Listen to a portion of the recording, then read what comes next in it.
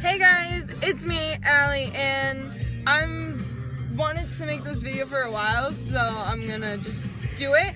And this video is on how I deal with grief of like losing someone you love very much, or a pet, an aunt, a grandparent, your parents, a sibling, anything like that. This is what this video is basically gonna be about.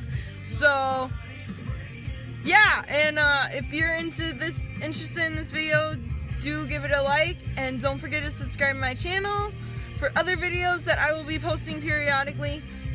I'm hopefully gonna get a lot better than I have been if you look at when all the videos were posted there like months apart and stuff. So, but yeah, let me get right into this. This is basically how I have dealt with losing my aunt, and it is, as I'm filming this, 9/11. So it has been 2 years since I lost her.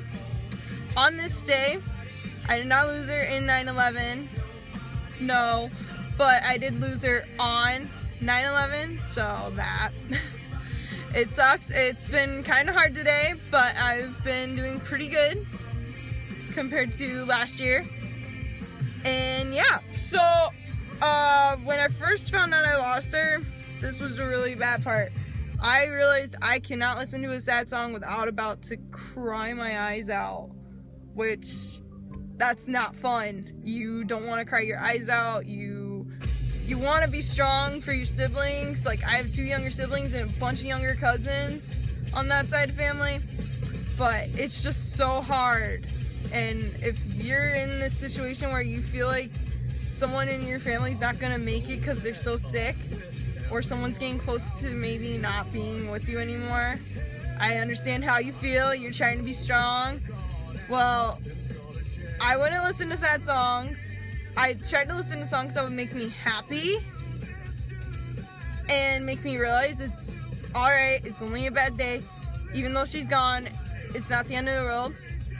So I didn't listen to sad songs for like a month. Even at the funeral, I was like trying to not do anything. And I will admit this, at the funeral, I cried my eyes out. I wasn't in there during the visitation or whatever it was when all the people who were coming to the service came, but that was because I was crying so hard. And then during the memorial service, it was really bad. I was crying so much. I haven't cried that much in my life.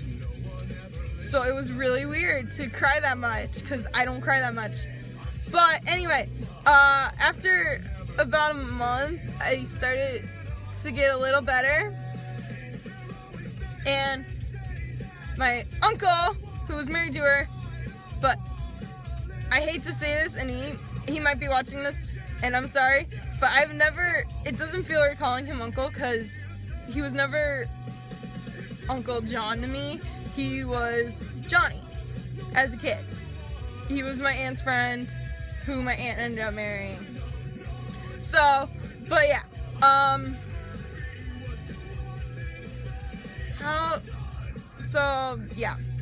but ended up being,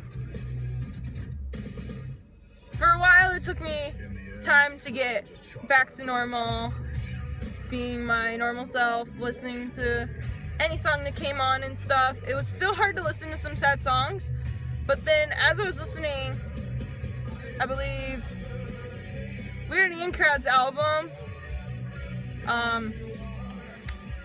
Weird Kids, came out around that same year, and I remember listening to Windows in Heaven, and I didn't even realize it came on, and I'm like, this describes it perfectly. If you haven't heard that song, you should really listen to it. But yeah, but then I have a couple ways to remember my aunt now. I made a video that I'm probably never gonna publish of just a bunch of pictures of me and her as I was growing up with her, and I think they go to tell him like 11, 12, around then. So that, and yeah, I basically just tried to find ways. I was starting to write a lot more. I was writing songs. There's one I really like that I wrote, and it's titled I Miss You. Maybe one day I'll share it on here with you guys. If you really want to hear it, let me know in the comments, and I maybe will film me singing it. Well, what I have so far of it, because it's taking forever to write.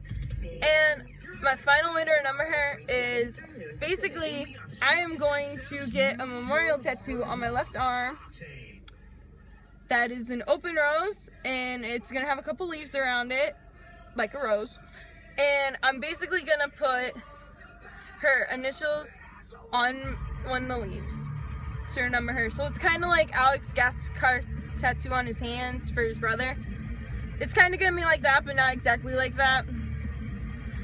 So I am really excited to get that, but I can't get it for a while now until I'm like 25 and I'm 20, so we'll see how soon I get to that. Anyway, but if you've really lost someone, it takes time. It's been 2 years since she passed away, and I still have days I just want to cry. But you need to, this is something I figured out a long time ago. Oh, not a long time ago, 2 years ago, was yes, it's okay to be sad, but do know that whoever just passed away, if it's family, maybe even a pet, they want you to move on. They want you to move on. They want you to be happy. They want you to do what you want to do. And they want you to do great things still, even though they're not going to be here. And I personally believe that even if someone's not here anymore, that you can sometimes feel them around you. Like, here's a good example. At my high school graduation, I literally felt like my aunt was watching me as I walked and got my diploma and everything. I felt like she was watching me that whole time. So, just don't give up on yourself. Yes, it's hard when you lose somebody, but don't take it as a way to give up on everything that you've worked for, and don't think about ending your life. It's really hard, trust me, I understand. And there were times I was like, I don't want to do this. I want to drop out of these AP classes I was taking and everything else. Then I realized she wouldn't want that. She wants me to do good. She wants me to go for my dreams and everything else. Also, her death, she was only 2 years ago, so she would have been 46. She was only 44 or 45 when she passed away. That's really sad to think, because it's like, oh my God, she was so young still, and she had 2 little kids who are just starting like 1st and 2nd grade. It's like, oh my gosh, I can't believe it, and it was so sad. And I understand grieving processes take time for everybody else. Surprisingly, I never got to the blaming myself for someone's death part for her, but I did have times where I was like, what? And there were days I just wanted to cry and cry and cry and cry. I didn't want to do schoolwork. I just was trying to avoid sad songs. It's been 2 years now, and I can listen to sad songs, and occasionally they'll make me think of her. I have bad days like anybody else who's lost somebody they love. You think about them and you miss them more than anything else in the world, and you just want them to know. You want to talk to them. You want to see them again. I understand completely, trust me. And it's not easy. But be strong. I have been strong for 2 years. You come up with ideas to remember them, and you do it. Because honestly, you're the reason their memory is going to be around forever.